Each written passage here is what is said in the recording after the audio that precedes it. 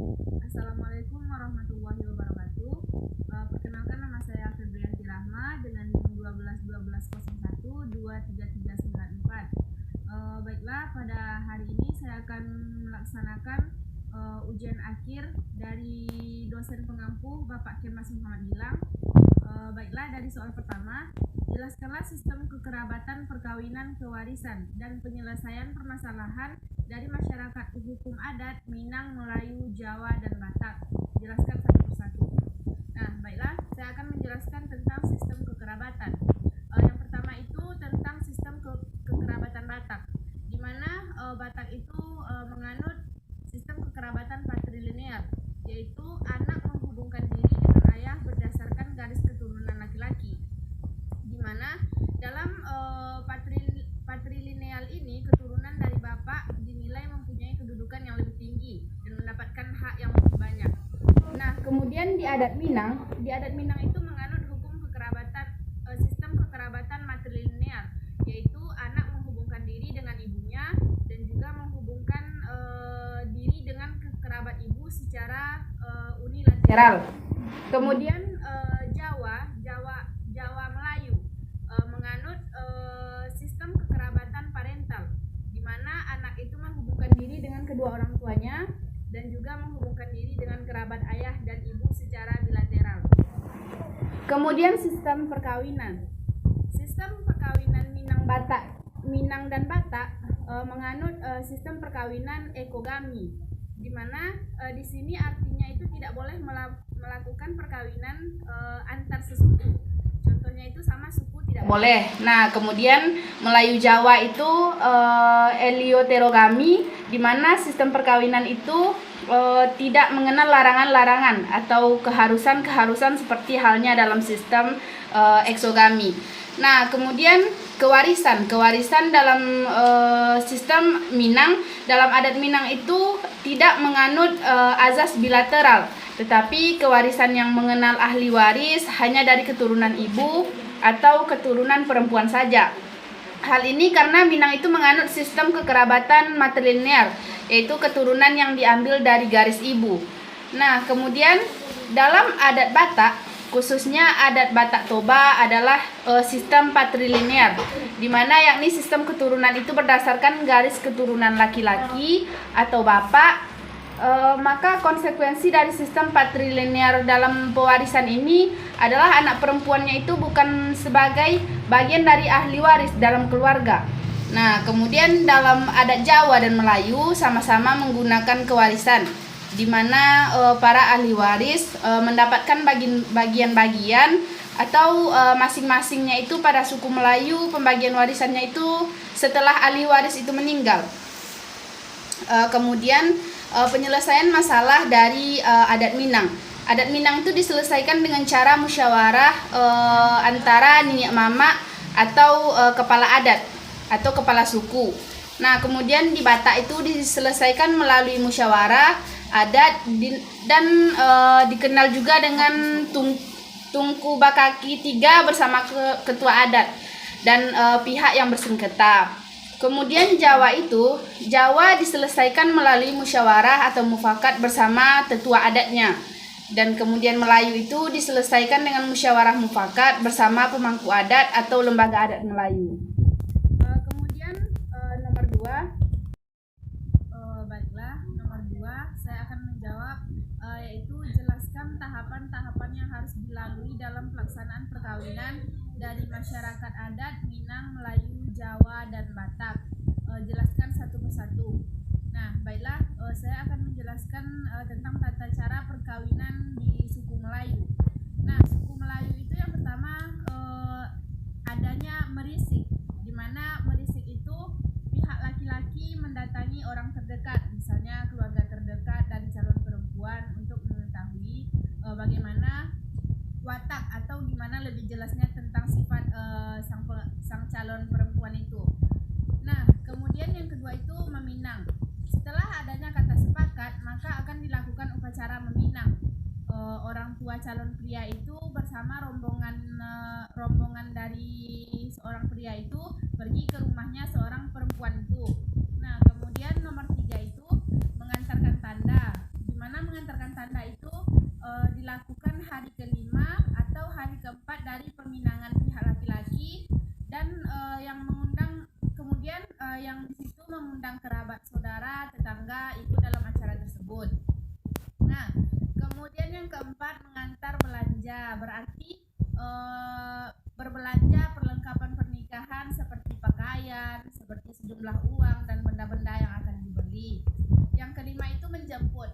Menjemput itu dilakukan untuk melaksanakan kegiatan dalam majelis nikah kawin. Nah, kemudian yang keenam, menggantung. Menggantung itu berupa kegiatan membersihkan dan lain-lain sebagainya. Yang ketujuh itu limau manis, limau setawar.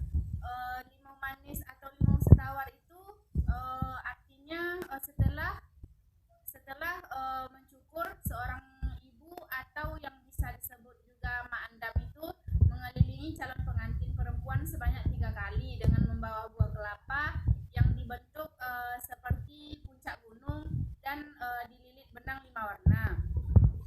Yang kedelapan itu berinai. Berinai itu tujuannya untuk menolak bala dan melindungi pengantin dari mara bahaya. Kemudian yang ke-9 itu berandam. Berandam itu adalah kegiatan pencukuran bulu roma dengan tujuan membersihkan calon pengantin itu dari kotoran dunia sehingga hatinya itu menjadi suci. Kemudian yang ke-10 itu akad. Akad itu prosesi ijab kabul. Kemudian yang ke-10 itu tepung tawar sebagai bentuk rasa syukur yang dilakukan dengan menepuk-nepuk bedak dan memercikkan air mawar pada punggung tangan sang pengantin. Kemudian yang kedua, perkawinan atau tahap-tahap perkawinan suku Batak. Yang pertama itu manggaririt. Manggaririt itu artinya tahapan persiapan pernikahan itu meliputi memilih gadis yang akan dijadikan istri yang sesuai kriteria. Yang kedua itu mengelohon tanda, di mana mengelohon tanda itu pemberian tanda apabila telah menemukan calon istri dan kemudian saling memberikan tanda. Nah, yang ketiga itu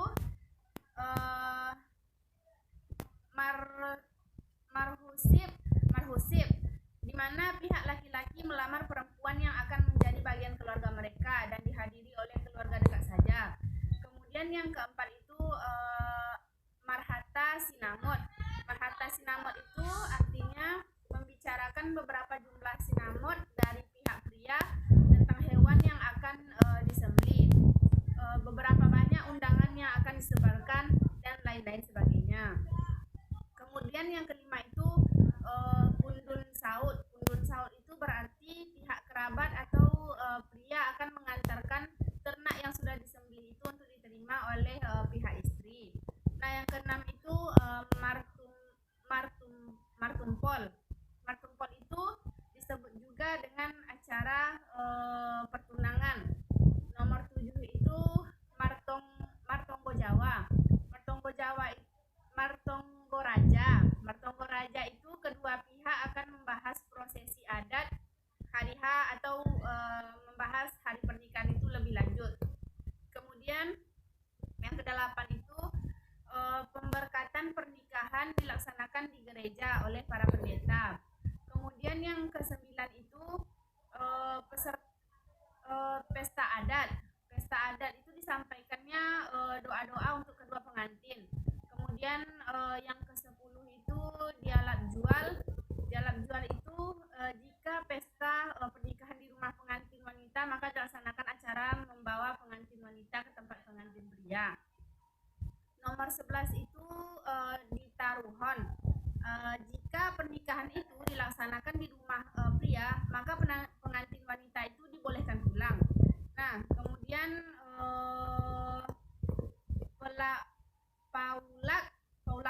Paulak une dimasukkan sebagai langkah untuk kedua belah pihak bebas saling mengunjungi setelah beberapa hari berselang setelah upacara itu dilaksanakan. Kemudian Kemudian manjae. Manjae itu setelah pernikahan, maka kedua pengantin itu akan dipisahkan rumahnya dan mata pencarian dari orang tua. Artinya itu mereka itu hidup secara mandiri. Kemudian maningkir tangga itu setelah melaksanakan pernikahan, maka kedua orang tua itu mengunjungi rumah dan makan bersama atau istilahnya syukuran. Kemudian adat Jawa. Adat Jawa itu yang pertama itu pasang tarup, di mana pasang tarup itu berisi harapan kepada pasangan yang akan segera menikah, itu diharapkan memperoleh keturunan yang sehat, baik, berkecukupan dan selalu bahagia. Tarup itu dipasang di pagar atau di pintu masuk. Kemudian sungkeman itu adalah bukti penghormatan calon pengantin kepada orang tua dan sepupu. Kemudian yang ketiga siraman. Siraman itu dilanjutkan oleh kedua orang tua dan kerabat terdekat. Biasanya ada 7 orang yang melaksanakan, yang bertujuan meminta keberkahan. Kemudian yang keempat itu midodereni. Midodereni itu dilakukan calon mempelai wanita itu diharuskan berdiam diri di dalam kamar dan dirias dengan sederhana. Kemudian yang kelima seserahan di mana di malam yang sama calon pria itu akan membawa seserahan ke rumah calon pengantin wanitanya. Yang keenam itu balak gantal. Balak gantal itu dilakukan setelah ijab kabul, yaitu dengan melempar daun sirih yang diisi bunga pisang dan lain-lain untuk melambangkan kedua pengantin itu melempar kasih sayang. Kemudian ngindak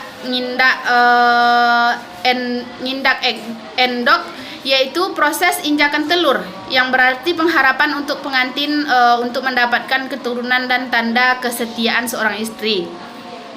Kemudian sindur itu dilakukan setelah proses injak telur, di mana kain sindur itu dibentang kepada pengantin oleh ibu dan bersama-sama dituntun sang ayah menuju pelaminan yang bertujuan agar siap menghadapi kesukaran dalam hidup.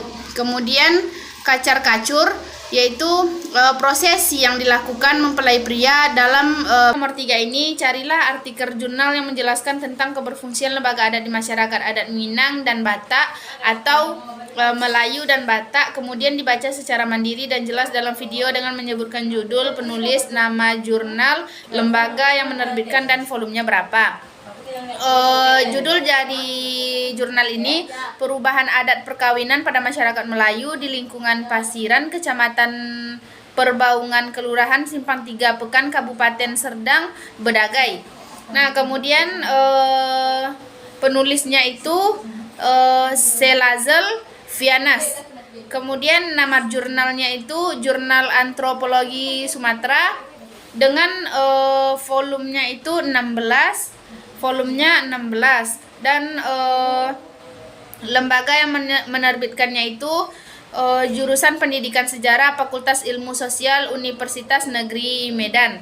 Baiklah, jadi kesimpulan dari jurnal yang sudah saya sebutkan tadi, jurnal ini menjelaskan bahwa upacara pernikahan pada masyarakat Batak itu dianggap hal yang sakral, tidak dapat dilakukan dengan suka-suka, melainkan dengan aturan-aturan yang sudah ditetapkan. Jadi intinya itu di dalam pernikahan adat Batak ini dilaksanakannya itu tidak boleh di luar dari aturan atau semena-mena gitu. Nah, ada aturan semuanya. Diikat oleh aturan yang sudah dibawa oleh nenek moyang atau yang sudah diturunkan secara turun-temurun. Nah, kemudian adat Melayu itu, jurnal ini juga menjelaskan banyaknya perubahan yang terjadi antara tahapan perkawinan masyarakat Melayu dengan perkawinan masyarakat Melayu zaman sekarang. Tahap perkawinan masyarakat Melayu dahulu dalam pemilihan jodoh yang disebut merisik tadi tidak lepas dari peranan orang tua. Namun pada saat ini orang tua itu tidak berperan banyak untuk menentukan jodoh. Nah, kemudian perubahan itu disebabkan adanya faktor dari modernisasi, kemudian pergaulan bebas dan banyak faktor lain yang menyebabkan terjadinya modernisasi tersebut. Terima kasih. Assalamualaikum warahmatullahi wabarakatuh.